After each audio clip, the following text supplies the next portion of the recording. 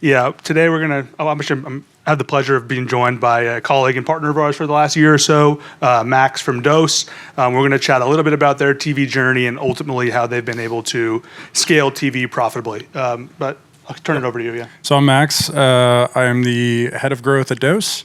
We are a supplement brand that focuses on liver and cholesterol health predominantly. We come in a liquid format, which is rather unique from an absorption method perspective. I've been with the company for 3 years, have worn a lot of different hats over the course of that time period, as y'all well are aware of that. But yeah, excited to be here. Appreciate you guys having me. Of course. Yeah, I'm Romano, like Stephanie said, but I have been with Tatari for about 5.5 years. I'm on our client development team, and if you haven't heard of Tatari, we're a platform that helps brands and agencies buy ads across convergent TV. So think streaming, linear, and online video. And I wanted to do a quick exercise. It's going to require just a bit of participation, just a show of hands. How many of you guys watched the Super Bowl a few weeks ago? How many of you guys logged into your cable box and watched it there through Fox? All right. How many of you guys logged into Hulu Live, YouTube TV, something like that? And did anyone watch it on Tubi? Nice. All right. So the point of that is ultimately, there's a lot of ways to consume and ultimately buy television ads, and Tatari's job at the end of the day is to help brands navigate that and ultimately tell them what's working and what's not because of how many different avenues there are. But back on track to get to the story, I think it might be helpful for the crowd if you can just dive a bit deeper into who the brand is, things like target demo, where you're at in the growth, things like that would be helpful. Yep. So the brand has been around for a little over 4 years now. We are predominantly focused on the subscription model, so that is really our top priority. Our demo tends to be a little bit older. So 2/3 of our customer base is 45 and older. And we noticed that basically the older the demo, generally speaking, the stronger the retention is from a lifetime value perspective. So we really try to prioritize getting in front of an older demo. And I think it would be helpful to do a little bit of almost like a brief history of how we got introduced to Tatari and started to advertise on TV. So for the longest time, I was very much a maxi on the duopoly of Facebook and Google, right? And prioritizing those two channels, get to 50, 60 mil in top line, and then you start to pursue channel expansion. And what we experienced basically was consistent growth month on month, year on year for years, operating on those two channels. The music was humming, so to speak. We were all dancing. We were super excited. We had a little bit of an ego going internally, and we thought we could do no wrong. And then the music stopped. We saw our new customer acquisition volume month to month plateau, and we were throwing an exponential more amount of content into the meta ecosystem, not finding winners. Hit rates were declining on our creative tests. And what we discovered was that our rolling reach was diminishing month in, month out. We were not actually reaching net new customers and bringing them into convincing them to buy. So at that point in time, I think we were doing a lot of things in a little bit of a frazzled state, right? We were throwing a bunch of landing pages at things. We were doing all these different things we didn't have high confidence in, but we thought, okay, if we just kind of continue to operate, we'll get ourselves out of this. And in that state, we were not hyper logical. I think all of us can kind of think back on a time we were working on a brand and we were doing something similar. And thankfully, a lot of people started to talk to people who had kind of broken through, the 8-figure mark and that we were currently at. And one of the most common things that people were telling us was you guys should start, potentially doing some TV advertising, right? We experienced very similar diminishing rolling reach on Meta. Our content wasn't working as properly, so on and so forth. And so that's kind of a brief history of how we got introduced. And now our media mix is, it's a lot, but so Meta, Google, TikTok, linear, CTV, direct mail, Pinterest, TikTok, Snapchat, Bing, so on and so forth. Whatever channel you reference, we're probably operating in it. Appreciate that. And yeah, I think that's a common story. We hear a lot from brands every day, right? People kind of run into that time period. And if you haven't already, you probably will run into that period where you're, hitting those diminishing returns on your classic core channels. And TV is honestly naturally a good avenue to diversify. I would say, like, from what we found so far, the overlap between like a classic digital channel and TV tends to be very small. So the opportunity to reach incremental customers is pretty big. Yeah. But yeah, you mentioned before this was your first time testing TV. So just curious if there were any like hesitations initially, and like what do those first 4, 5, 6 months look like? Yeah, I think there is, and we made this mistake. We went out and we hired a very expensive, high production agency, and we spent hundreds of thousands of dollars for the output of basically 3 or 4 ads. Thankfully, we negotiated on the contract rights so that we had the raw usage of that, so that we could have our editors actually make iterations to them based off of what we were seeing work. And so I think there's kind of this like notion in the ecosystem, and I had this same notion because I made this mistake of having to go the high production route and spend all this money. I think the other thing that people have difficulty with is like from a measurement perspective. They don't know exactly how they're going to measure the performance across channels, creative, so on and so forth. And leveraging y'all's platform and having that assurance of what we're seeing from a CPA perspective has been incredibly valuable. Yeah. Awesome. Yeah. And was there anything like I guess curious to hear more about the inventory you tested along the way? Was there anything that worked? Yeah. The first few months. Yeah. So we originally started on linear because that's what everyone was telling us to do. We found success relatively quickly on that. The way in which we were measuring success in the early days before we were, basically during our pilot process when we were trying to validate the channel, we relied pretty heavily on y'all's attribution resource, but then we also updated our post-purchase survey, right? So we saw TV as a response to that first question, basically popped to 5% of new customers were saying that they heard about us first on television, which then validated, okay, there's something here, right? And we saw that basically in the first 2 weeks. And then from there, what we started to say is, okay, now let's test different, ad lengths, let's test different channels. We were operating basically casting a wide net and then starting to refine down. Fox News crushes for us, right? Older demo. And so, yeah, some of those different things have worked really well. Awesome. If you could just chat a little bit about like the streaming strategy, not at a high level, but just anything on a high level you can share. So then what we found, basically, once we validated that linear was working directly with Tatari, we recognized that there was an opportunity to start to do some CTV efforts. Actually, now CTV has surpassed that of linear in terms of our investment strategy on a month-in, month-out basis. So basically, we're operating in both, which is unique to Tatari. We talked with a bunch of other providers during this process, and every single person that was succeeding on television was basically working with y'all and hyping up how great your service was. So it was really a no-brainer, and that unique ability to basically do direct streaming as well as linear all in one, as well as programmatic, has been a huge value add. Yeah, I couldn't have said it better myself, honestly. Like, I think for people that don't know, I think if you've talked to a CTV player in this space, most of them are going to be focused solely on programmatic only. And I definitely think programmatic can work. We do it ourselves, and you just have to it has to be really done really, really well in order to work, because it can get expensive when you start to add the different tech players on top of that, right? Each DSP, SSP is going to charge their fee, and then CPMs kind of balloon, right? Tatari's way around that is we bought our own SSP and directly integrate with every major publisher. So, long story short, like we're saving a lot of that cost from the exchange, and in practice that probably saves you anywhere between 20 to 50% on CPMs. But yeah, I want to dive a little deeper into the success you've had and how you're measuring that. Like you mentioned your post-purchase survey, you mentioned our internal attribution, but was there anything else that helped along the way? Yeah, I think we basically validated on our existing solutions. So we had an MTA in place for our more traditional paid social, paid search channels.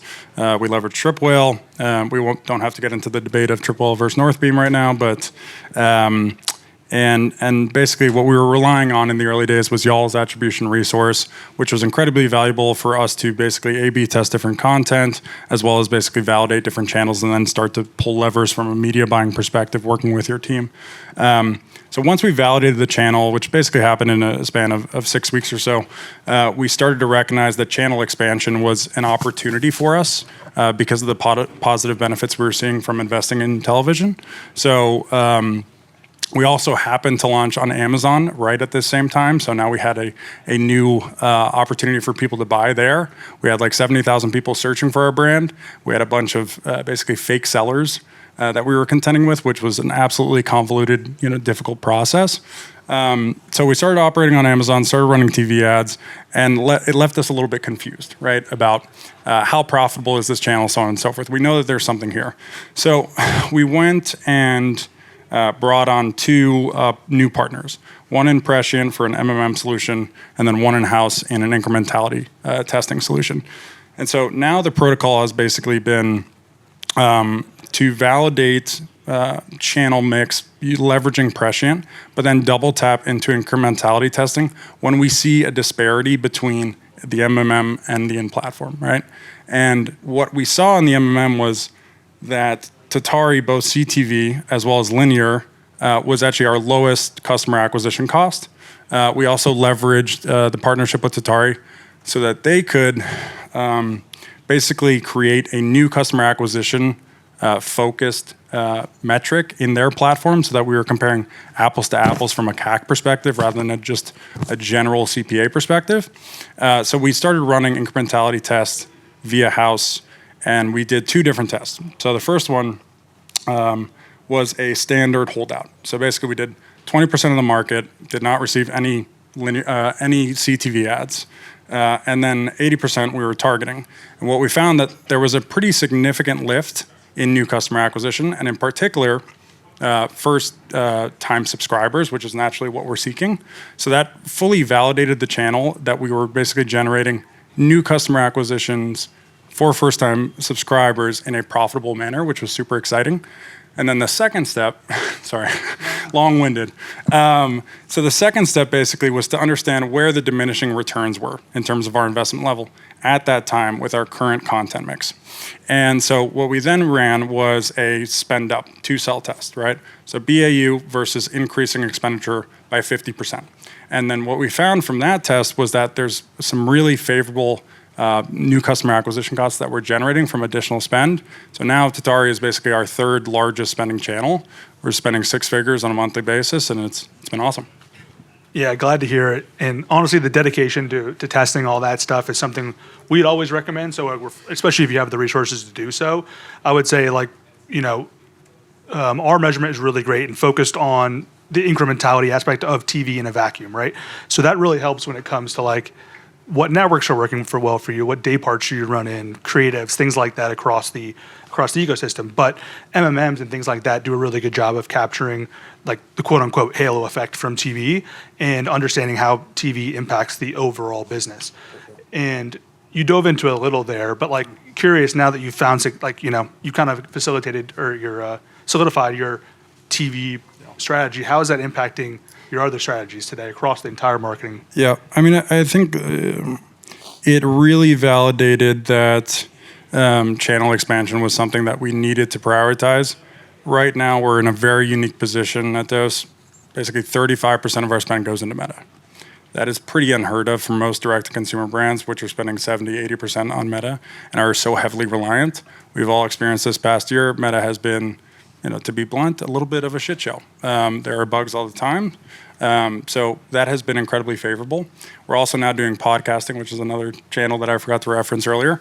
But we have kind of random, unexpected channels that are working really well for us, like murder mystery. Didn't see that one coming, right? So that's crushing it in our TV ads. And so then we're like, okay, let's find some podcasts that are, in this category that are going to do well. So yeah, there's a ton of learnings there. I think one thing I would reference as well is on the content side, there's I personally had this notion before as well that you had to, when you pursue Pinterest, television, any of these other channels, you need a specific native content for it. And that is not necessarily the case. So we leverage Meta as our testing ground, right? Once we've validated a messaging angle, a piece of UGC content, or a high production piece of content, then we're like, okay, this is working. This is reaching the desired individuals. Now let's take this, let's distribute it across Pinterest, TikTok, so on and so forth, but then let's also distribute it into our CTV efforts. And naturally, it's not a one-for-one. You can't take that vertical asset and just distribute it, but you pass it along to your design team, add an end card, add some borders, and we're finding that from a content perspective, is actually performing better relative to the $200,000 shoot that we've done. Yeah, I mean, again, couldn't agree more. Honestly, people come in with tons and tons of preconceived notions about what you need for TV, whether that's a $100,000 creative, or that they sometimes they even come in with like specific content recommendations for us, and you'll be surprised what you see at the end of the day. And that's kind of why measurement and data around that is so important. But yeah, I think creative actually was a huge lever for you guys, right? You mentioned like that you had some early wins and that kind of evolved over time. So would you mind like diving into that outside of just the UGC stuff? For sure. So we tested a bunch of stuff. I think the first test that we prioritized was 15 seconds versus 30 seconds. 15 seconds traditionally in TV is basically half the cost. And so the inclination was that cheaper expense from a CPM perspective was going to be to our benefit, and we were going to get that reach and convince people to come to our site, or Amazon. And that really wasn't the case for us. What we found was that since our product necessitates a lot of education around liver concerns in the ecosystem and cholesterol concerns in the market, so on and so forth, the elongated kind of 30-second units perform best for us. So we've now basically only run 30-second units. It's funny because it's very similar to that of what we're running on Meta. Our ad units are like 90 seconds to 2 minutes long. Our average watch time on Meta is only 5 or 6 seconds, but people that do stick around, hopefully they're listening to that entire narrative. And then we've done other things. I mean, we did QR codes. I checked our QRFi account the other day. Only like 150 people have ever scanned the QR code, so I think our demo is a little bit too old to bring out the phone and scan that QR code personally, but I know others have found success with that. And then lastly, like I referenced, UGC works incredibly well in CTV, and so yeah, that's kind of the broad stroke there. Cool. Yeah, I mean, that's one really unique thing about TV, I think, in regards to the length specifically. I think when you think of like a Meta versus TV, right? With Meta, you kind of need to capture the viewer's attention within a couple of seconds of them seeing the ad. Whereas with TV, you truly get like an unskippable moment, right? You get 15 or 30 seconds to own the moment and tell your story, which is unique to TV alone. I will also add the other thing that we did was we tested different end cards. In that some would go to Amazon, some would say, find us on Amazon or come to our website. So we did some testing there, and what we found was that the halo impact impression was far greater for Amazon when we said, come and find us on Amazon. It simplified that customer journey a little bit, so now that's really what the end card that we're generally pushing. Amazing. Thank you so much. We're out of time. We do have time for one question. Be multi-part. Ask away. We've got 5 minutes. You mentioned. My bad. Oh, yeah, that's right. I guess you got to answer the question. I was going to hand it back. All right. So you mentioned that Facebook's or Meta is 35%. What was Tatari's percentage roughly? Yeah, about 15. And it is 15? Yeah. Okay. And is it solely success based? Is it solely CPA? Is that like the sort of be all and end all? Yeah, I mean, we're still at a stage where like every dollar we commit is of hyper importance and needs to be driving a favorable customer acquisition cost. With the MMM, I think it opens the door to some of that, where it's like a lot of this is halo, but we trust that this is a favorable halo impact that's being had, and we see it on the back end. It's a bit of both. We're kind of in that moment right now as a brand where we're quite a large brand, and we're venturing into the branding notion rather than just being performance, lever pulling, etc. And that's a weird thing that we're currently going through. I don't know if that really answered your question. No, that's interesting. So, and then on Meta, you mentioned that's in a panel earlier had talked about that. Do you test hundreds, or is it more? Yeah, So I don't believe that it's like quality versus quantity. I think you can have high volume of quantity while also having a certain expectation of the quality of the asset that you're pushing forward. Right now, we're doing about 500 ads a month. 500 ads a month. And then final of my part question. You mentioned the North Beam and triple whale sure. thing. I mean, what do you use for that attribution to measure that exactly? Yeah, we use triple whale. I discovered triple whale in 2021. I think I was like their 5th user. Oh my God. So I was fortunate in that. And I love their UI. I love their team. I've worked with Northbeam in the past. I have no negative things to say about their team or anything. I just don't think personally their UI is as user friendly. I don't know, because both of them are black boxes, right? They're both doing modeling. I can't tell you which of those models is superior. And I don't think many. But when you look at the meta ROI on do you use the triple whale? Yeah, we one? use. Sorry. So we use triple attribution. 7 days. In platform, we do a lot of testing from an attribution window perspective. So predominantly, we're leveraging 7-day click. And you get it for the Tatari as well on all. That's correct. So in triple whale, there's no connection with Tatari, but what we do is we upload the custom spend basically in the setting so that it's impacting our customer acquisition costs. So we see, exactly. So we update on that on a weekly basis, and we have the daily tracker that we update that inputs basically what Tatari spend was. We leverage their in-platform attribution resource. It's pretty great in terms of being able to pull levers from a media buying perspective across channels, across time of day, across creative, et cetera.